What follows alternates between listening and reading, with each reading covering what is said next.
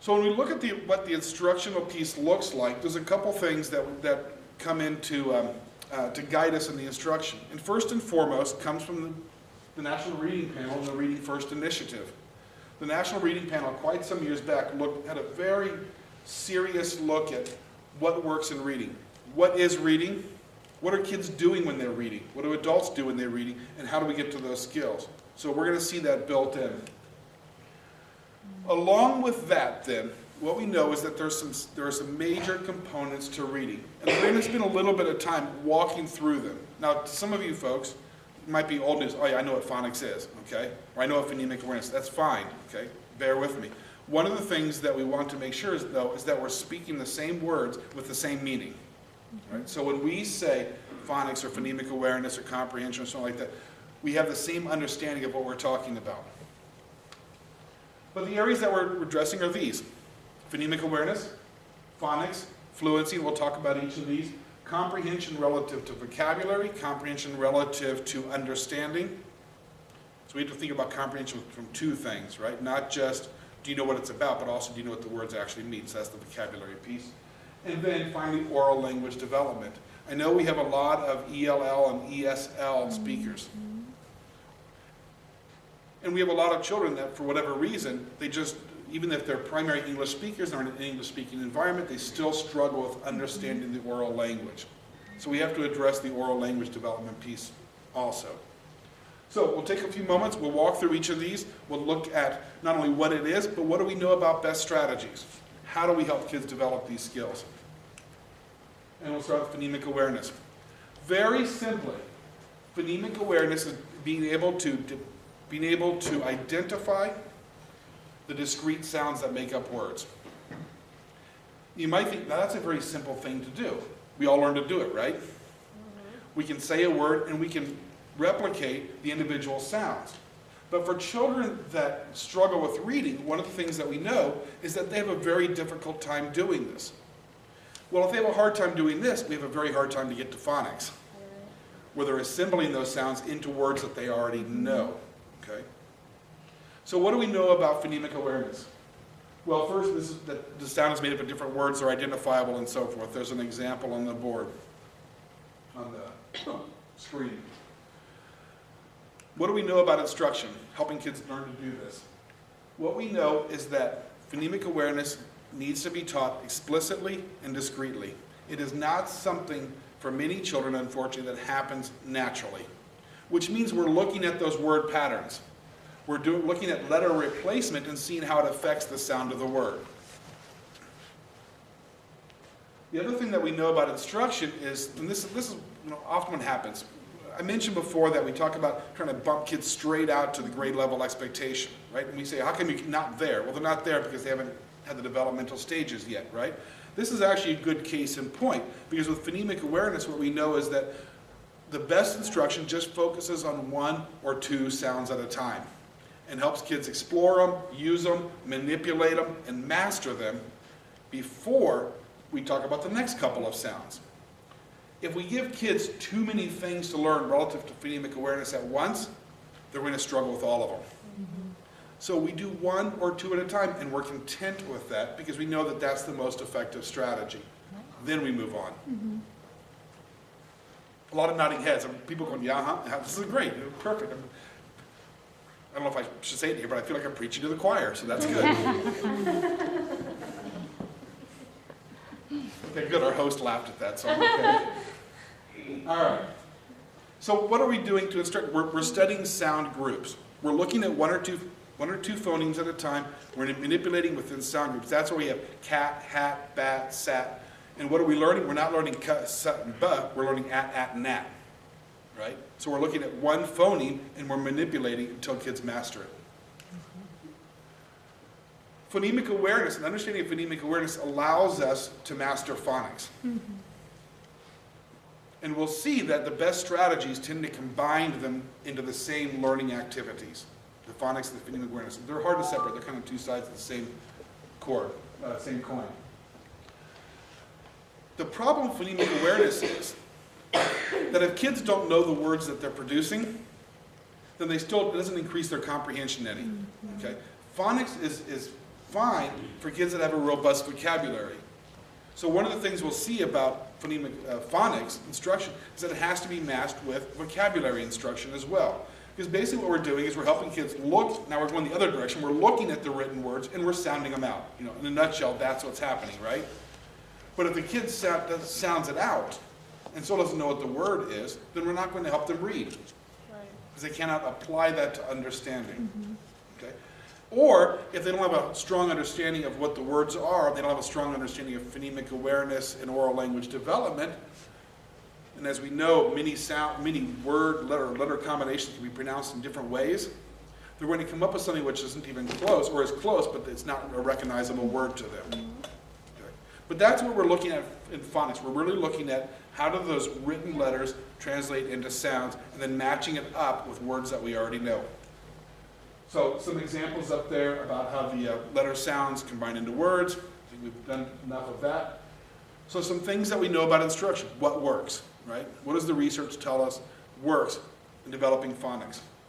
First, obviously we're looking at those letter-sound combinations. So we see already the connection with phonemic awareness. We're looking at one or two sounds at a time we're manipulating. Here we're looking at one or two sounds represented by letter combinations, and we're mastering those before we move on. It has to be very discrete, and it has to be sequential. Other things that we know, the examination of syllables within words. This is actually, if we look at children that struggle with oral language development, this is where they fall apart. Putting those individual sounds into syllables, which are generally combinations of sounds that have meaningful and discrete, they have discrete meanings to them. Breaking words apart and studying sound groups. So very similar to the strategies with the phonemic awareness, but now we're applying those same strategies to written symbols as opposed to oral symbols for words. So obviously I've been saying before, what do we know? You have to tie it with phonemic awareness. Right? One without the other is not going to produce the kinds of reading gains that we need. Which means as we do the pre-test, if we see that a child is struggling with phonemic awareness or struggling with phonics, right, that we're not going to do one or the other, we're going to do both. Because those two forms of instruction are most effective when they are tied together. Okay? So we never teach them discretely. What else we know is that obviously we have to build vocabulary at the same time. So when kids correctly translate those written symbols into oral symbols, they have to know what those oral sounds mean. They have to know what the word is that they're producing. So we also can't separate it from vocabulary development. The third major piece that we're looking at is fluency. You probably have seen this before. We ask a child to read aloud, and they read slowly, one word at a time. They stumble through them. There's gaps, and there's breaks in the oral delivery of what they're reading. And then we say, all right, Johnny, what did you read about? And Johnny has no idea, right? Because Johnny has focused so hard on producing the individual words that there's no connection bringing them together into a meaningful whole. Right? Yeah. And that's an issue of oral fluency, oral reading fluency. Fluency is an oral skill. We're looking at the words on the page and we're reading them out loud. Kids that can read out loud at a normal pace, you know, everybody's a little bit different, some faster, some slower, I'm faster, some folks are slower, right? But at a comprehensible rate, have a better chance of understanding what it is that they're reading. Kids that tend to race through it are focusing, I'm going to get all these words out as quickly as I can, and that's what they're focusing on. Kids that read exceedingly slowly or in a halting and a broken manner are concentrating on individual words and not looking at what the whole means. All right? So one of the clues for effective reading is fluency. Helping kids produce the written language out loud at a normal pace. All right. So a couple examples up there. This is very hard to do in writing, so the examples are horrid. But there you go. So the first one, stringing them all together without an understanding of the breaks between the words, or looking at words in a very broken and discrete manner without looking at what they mean when they're combined together. So some things that we know. Interestingly, the number one strategy is what we call guided oral reading, which it takes a couple of forms. We're reading aloud together, right? Or I'm reading and then you're doing it. I'm reading it aloud, and then you're doing it out loud. I'm doing it, and you're doing it, back and forth like that. We're guiding the kids through the process of producing the oral language at an appropriate rate while they read. That is the #1 strategy for developing fluency. Interestingly, this also is a very good strategy for ESL students who in many cases tend to get through the words way too fast, right? Once they've mastered how to pronounce those words, what they mean, the tendency is to try it as quickly as possible.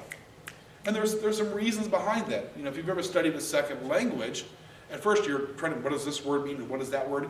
And what you're trying to do is get it to a more natural pace, but the tendency then is to go overboard the other direction. And because you're focusing on producing the words as quickly as possible and not paying any attention to what they mean when we string them together. Guided oral reading is an effective strategy for dealing with that issue as well. Other things that we know of that for guided oral, for developing fluency, the text has to be meaningful, right?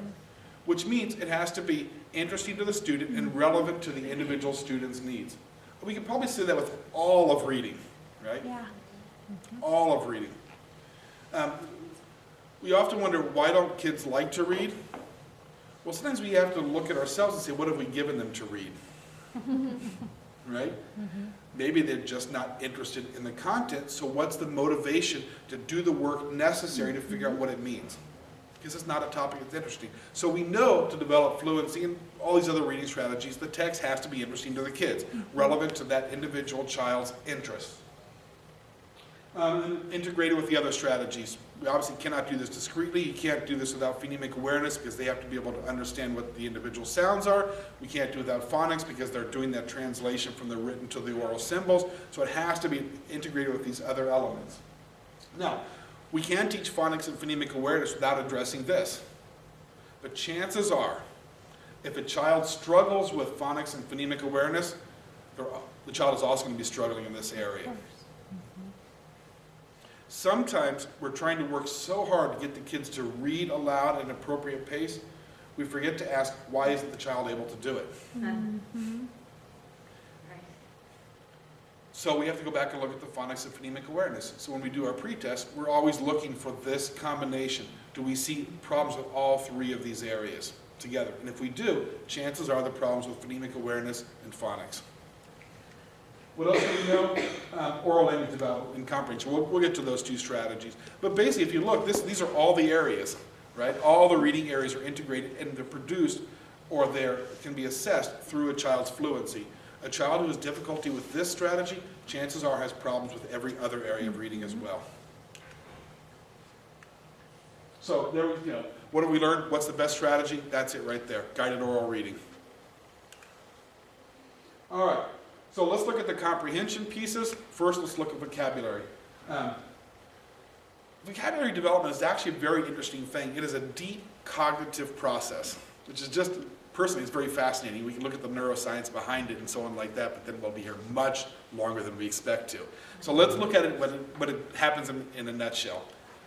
When a kid, or a child, or an adult encounters a new word, there's something I haven't seen before. A child with good phonics skills may be able to produce the word, right? And that's the first thing you do when you come up with a word you don't know, right? You're sounding it out either orally or mentally and say, does this combination of sound equal something I already know? So we do that first. We're looking at the decoding first.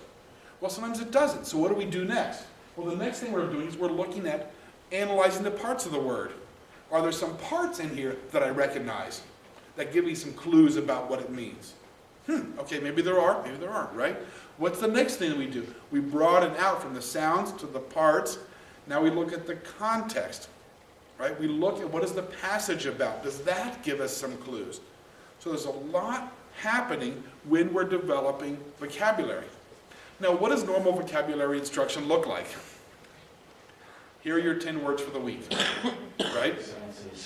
Look them up, write me sentences. But we know that the development of vocabulary is a much stronger process than look it up and write sentences. This is a sentence about the word elephant. I was assigned the word elephant.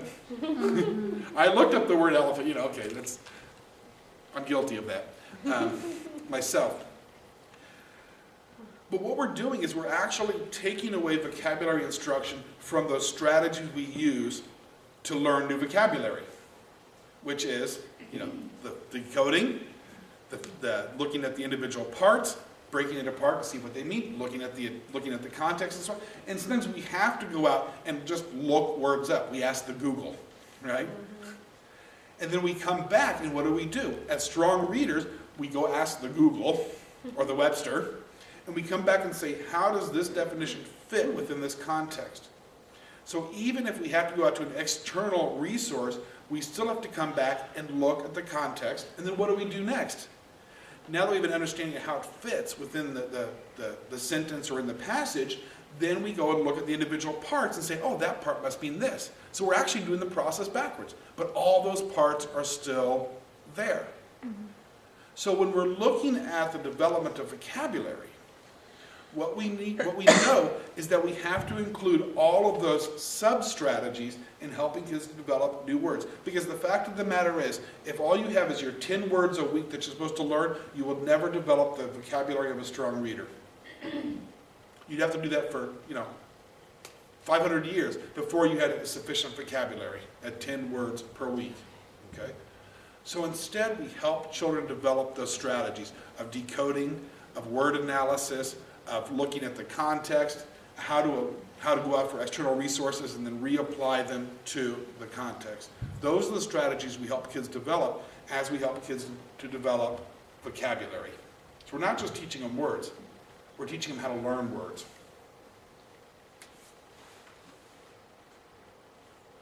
That's a soapbox. No, it totally makes sense. But it makes sense, Yeah. right? Yeah. It makes sense. Orange and blue have nothing to do with each other in the world of words. Right. All right. So, how do we go about it, providing this instruction? Well, interestingly, there's 2 ways to do it. That 10 words a week can be successful if, and only if, we're supporting it with these strategies and helping kids to develop these strategies, all right? Because sometimes, now think about this, we're going to have the kids read a story, right? And we know that there are going to be some problem words in the story. So one of the effective strategies is to pre-identify them. Either the teacher does it, or maybe the kids do it. Look through this, find some words you don't know. And then we're going to study those words. So we're going to study the vocabulary very explicitly. And we're going to apply these. What do you know about the words? Are there any parts that you know about this word? Right? Are there any clues? Is there an ED on the end? What might that tell you? We go out and look at it. What is, so we can look at it very discreetly and in a pre-planned manner. Here are some words we're going to study, which will lead us to help us understand this passage later. But we can also, if we are developing strategies, we can also teach kids vocabulary indirectly. Because every child and every adult is going to encounter words they do not know, right? So sometimes, as we're reading, kid, I don't know what this means. And that's the point of instruction. Actually, that's probably one of the most effective points of instruction, because when the kid says, I don't know what this word means, that child suddenly has a very strong motivation to learn that word. And when a child is trying to solve a problem, when an adult is trying to solve a problem in order to accomplish something, that's when learning is most effective. So we also teach vocabulary through the study and analysis of other texts as they come across words. So that's one. So there's learning words prior to reading, right? Studying them and then applying them. So think about our 10 words a week, right? Here's your 10 words a week. You've got those 10 words. Let's go on to something else. That's insufficient. Sure, you can learn them for that week, but how many of them are you going to be able to use in the future? So we don't want to separate the words that we study from the text that we study and the instruction that we provide. We're using those words, we're studying those words, we're reusing those words, we're reusing them, and we're using them in multiple contexts, which help kids to develop an understanding of the nuances and connotations of the words that they learn. That's restructuring and repeated exposure. All right. The number one strategy, so there's 2 ways to do it. We pre-study and we select words, or we just find words. The number one strategy for helping kids to develop a stronger vocabulary is identify and study the words first, and then use them in multiple contexts, in their reading and in their speech and in the instruction and the words that they see around them, right? Which isn't just, let's paste all of this week's words on the wall, because that's just decoration, okay? We're using those words, and we're seeing them in our reading, and we're seeing them in what we're saying to one another, and we're asking the kids questions that are going to provoke the use of those words, so they have to use them as well, okay? That's when vocabulary instruction becomes most effective. All right, so here's the big one, because this is what we're really trying to get to, right? I mean, you can know what all the words mean, but what does the text mean? What do we learn from it? So comprehension strategies is really about looking at text and saying, what does this mean to me? And I say it that way very intentionally, because one of the things we know about the way the brain works, the way people works, is two people or multiple people can read the same thing, but they're applying all their background knowledge to what they're reading. And they're applying all their experience, and they're applying their emotions to what they're reading as well. So it could mean something very different. How many people have gotten in trouble or caused hard feelings by accident from a text or an email they've sent? No, I didn't mean that, right? But that's what it meant to that person, because they're applying a different background and a different context than what we applied to it. So comprehension becomes a very personalized, individualized experience. Here's what it looks like, comprehension looks like. You read text, that's just words, right? So you get those words in your brain. And then you interpret those words according to your schema, which is all your background knowledge and information and your outlook on the topic and the content. And from that, you say, aha, it must mean this, right? So interestingly, when we talk about students in reading, we say, what does this mean to you? What do you think this means? And the student comes up with something we're not expecting, or it's not the right answer. The first question to ask is, why do you think it means that? Because the fact of the matter is, it might mean exactly what the child said it meant to that child. So that's the question we ask. And that begins to lead us to the number one strategy for helping kids to develop comprehension, which is, we're going to skip, we'll come back to that, which is the bottom one that's on here. It's those guided discussions, those reflective discussions. We've read it, let's talk about it. Why do you think this happened? What do you think that means? How could you use this? Is this the same as that? Right? Those types of discussions, asking those higher order thinking skills, are the number one way to help kids to develop comprehension of text. So as we're tutoring kids, and we only have these 3 or 4 kids here, that is the optimal environment for having those types of discussions. He said this, what do you think?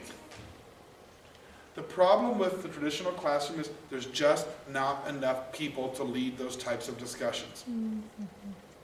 And it has to be somebody who is experienced in doing it, which means the adults in the classroom. It's very challenging for kids to do it with each other. They can learn it, but certainly on the onset, it's got to be the adults doing it. Well, think about the tutoring structure. It's one adult, 3 or 4 kids, and that is the perfect environment for those types of discussions, which means it's the perfect environment for helping kids to develop comprehension of the text they read and comprehension strategies. That's ultimately how we got to 1.4 grade level increase. Because we know the strategies that work best, and we have the structure in place that allows those strategies to be used most effectively. All right, let's see, what did I skip? So some of the things that we do as strong readers, we're monitoring our comprehension. Helping kids to monitor their comprehension comes out of those guided readings. Wait, did you understand that? Well, not really. Okay, well then let's stop and figure it out before we go on, right? Comprehension self-monitoring is us always asking ourselves, do I know what this means? Do I have an idea what's happening here, all right? Kids to develop that skill in those guided discussions. What else we know works? Cooperative learning, the joint application. That's our structure, right? Where we're doing it together.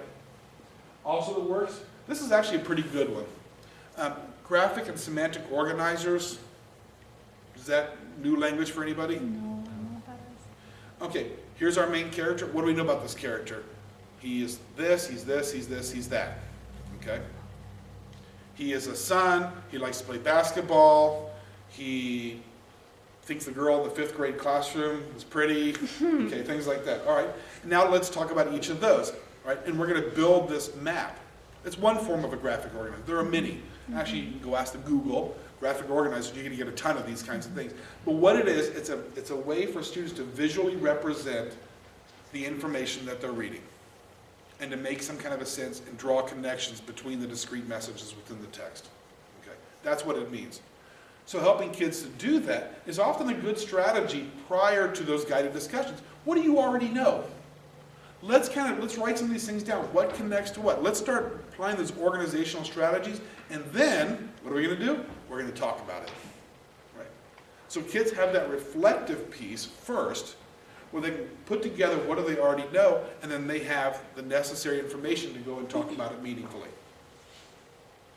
But it still leads us back to those guided discussions, which is the premier strategy for comprehension. Question and answer generation. Guess where we do that? Before and during those guided discussions. Right? What do you want to know about this? We've only read a piece. What do you want to know? What do you want to know? Let's write down those questions. Maybe ask the person next to you to answer some of those questions for you. See what they read out of this. Right? And then what are we going to do? We're going to come back and we're going to talk about it. So what these strategies really are preliminary strategies for helping students organize the information in their own heads so that we can come back to our primary strategy, those guided discussions, and be able to engage in them meaningfully. All right, now the final one, oral language development. I'm going to say this carefully, so I'm going to read it, because it's a very particular definition of oral language development. Understanding how language is used in a particular culture or environment. Because different things, different words, and different phrases mean different things to different people, depending on where that person is from, what their background is, who they are, their geographic location. Things mean different things. So in oral language development, I'm hearing the words you're saying. Here's what I think you mean by it. Right? If I were saying these words, I might mean something very different. But let me stop for a second and ask myself, what do I think you mean by it? That is the epitome of oral language development. Matter of fact, a lot of times we get into trouble because we assume that somebody else's words mean something that we would mean if we were to say them, but they don't mean that at all. So the goal is to understand what that person means when they say those words. Or in the context of reading, what does this author mean by these words? What is the author implying and what can we infer from them? That's actually a very deep skill when we start thinking about reading, right? What do you think the author meant by this? You thought the girl in 5th grade is pretty. Okay, probably not, right? So we developed that through those guided discussions. But that's what you mean. So here's what happens. And if you look at the graph behind me, it's very similar to the comprehension strategies. We have some exposure to what we're reading or to what we're hearing. Okay? We're going to interpret that based on our own schema, our own background, our own understanding, and then we're going to make that leap and say, okay, but this isn't me saying these words. So let me try, what do I know about that person's schema? That person's background and experience and outlook, all right? And if I were that person with that background and so on, what would I mean in that case? And from that, we try to understand the meaning. And if we can do it accurately, we come up with something called communication. So what oral language ultimately does is it bridges us from comprehension to communication. Not just understanding the words, but being able to interact with one another in a meaningful manner.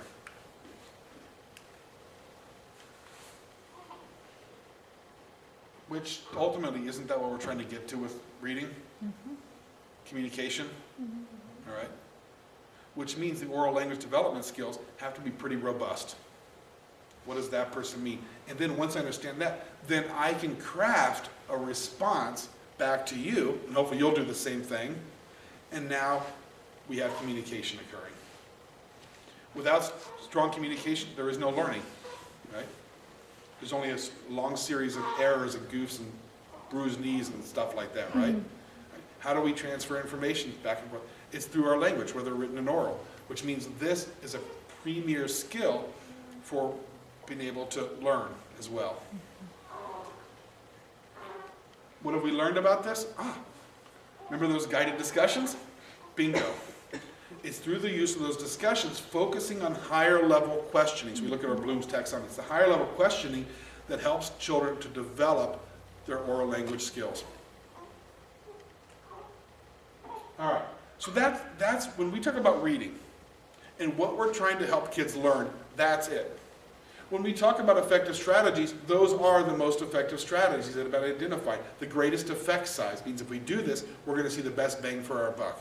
All right? So what are we asking of our tutors? Those things that I just talked about. Those are the skills we're trying to help kids learn, and those are the best strategies that we know for helping that occur. So that's primarily what we're asking of our tutors.